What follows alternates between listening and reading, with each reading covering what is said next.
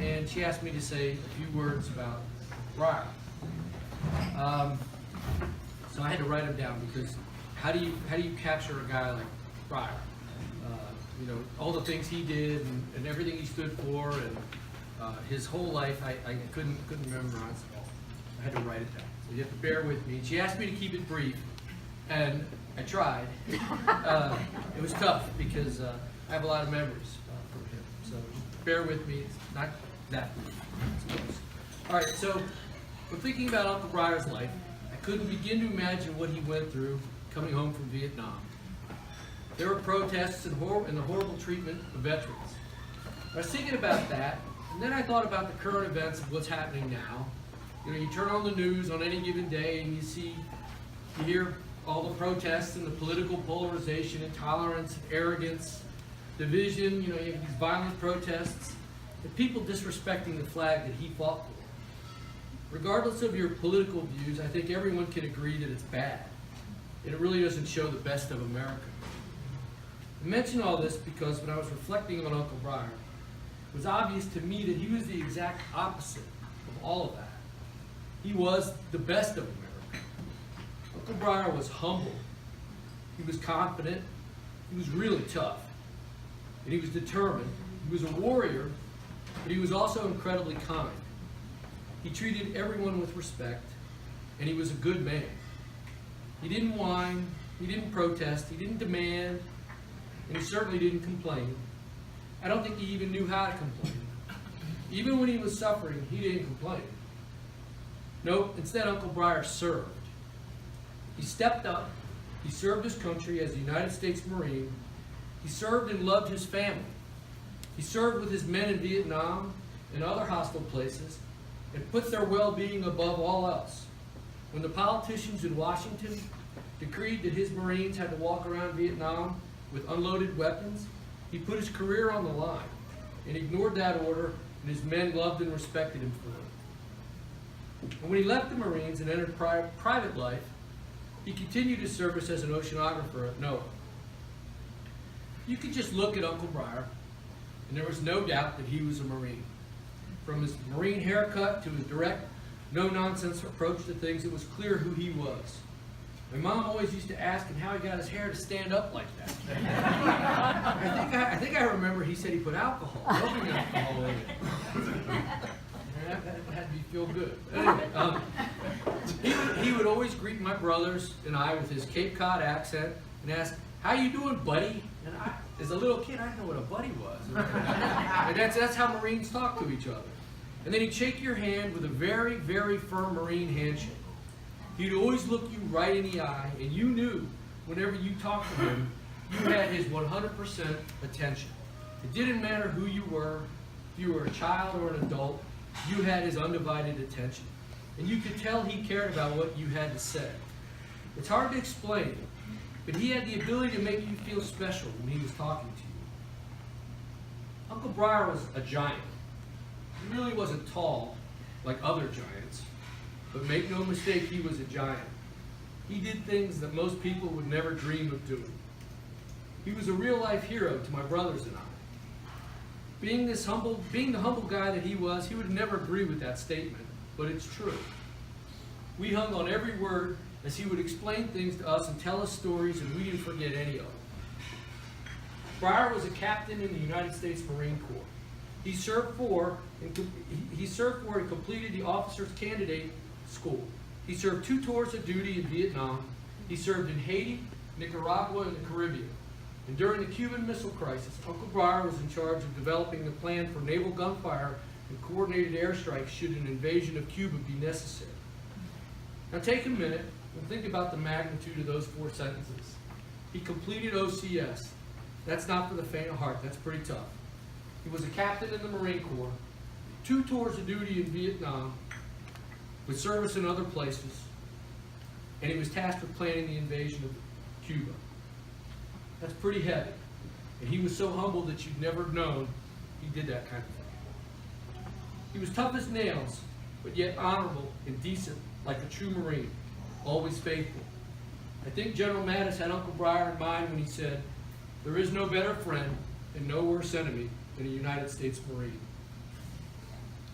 I'd like to share a couple personal memories I have of him. Those of you who know me and know my brother Jim and all know we love to fish. And we got that passion directly from Uncle Briah. One of my earliest memories was when my parents and Aunt Vonda took me and Ann to Wheaton Regional Park. I was probably 3 years old, and it was my first time fishing. I think probably 1963. And I clearly remember Uncle Briah setting up my rod and baiting my hook and just showing me how to fish and showing incredible patience. And I'm 57 years old and I still remember that. It meant a lot to me then, and it does now.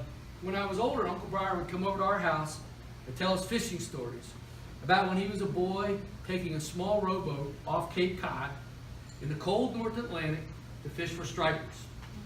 He told us how his parents called the Coast Guard on him. Imagine that. Here's this boy out in the very cold ocean, where if you fell in, you were probably a goner, fishing for huge fish, probably as big as he was. Like many of the things Briah did, that took some serious courage, but he wasn't reckless. He knew exactly what he was doing. He understood the power of nature. He loved the ocean, but he always believed you had to respect it. Uncle Briah introduced us to things like silver doctors, royal coachmen, caddis nymphs, and the black gnats. You're probably thinking I'm talking about some kind of rock and roll band or maybe a baseball team, but those are fishing flies. And actually, I printed them out. That top one's a silver doctor. Okay? And I know that, and the bottom one's a royal coachman. And I know that because of Uncle Briah.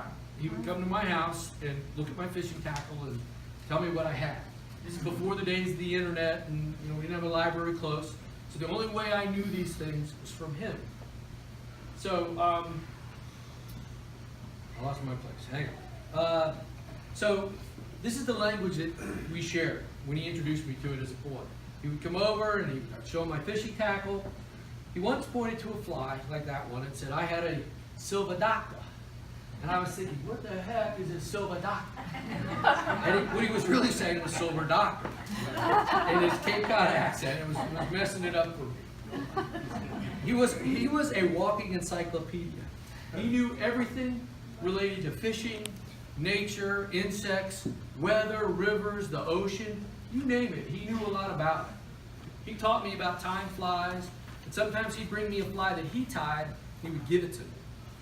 And oh my God, he probably didn't realize what that meant to me, but it was a huge deal to me, because I didn't have access to things like that. And it was just, I'll never forget it.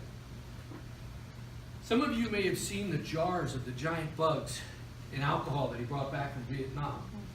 Wherever he went, he studied and he loved nature that surrounded him. Even in a war zone, he'd go out and collect all kinds of bugs and critters and he'd study them. He once told Aunt Vanna that a poisonous snake called a crate lived under his tent. And now the troops called the crate a two-step, because if one bites you, the legend was you had about 2 steps before you died. It wasn't quite that bad, but it was pretty close. And most people would have killed that snake or removed it, but not Briah. He didn't kill it. He shared his tent with it. He understood it had its place in nature, and he preferred it to the rats, actually. So he was a true environmentalist. He was a little bit ahead of his time. Uncle Briah also played ice hockey into his 70s. Ice hockey, think about that. And he sure loved the Capitals. Maybe Briah can exert some pressure on the big man upstairs and help them win a Stanley Cup this year. I think he would really like that. At one time, he was a baseball umpire, and I still play organized baseball. And I can tell you, it takes a tough, fair, confident person with a thick skin to be an umpire. And we all know Uncle Briah was certainly all of that. He could do it all.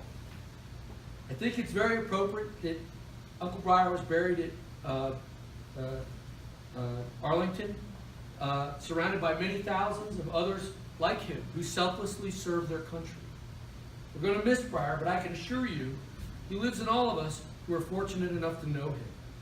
We can honor his memory by paying it forward to continue to emulate the qualities and tenets that he exhibited throughout his life of service, honor, leadership, courage, tolerance and respect for others, and love of country. He really did represent the best of America. Thank you, Joe.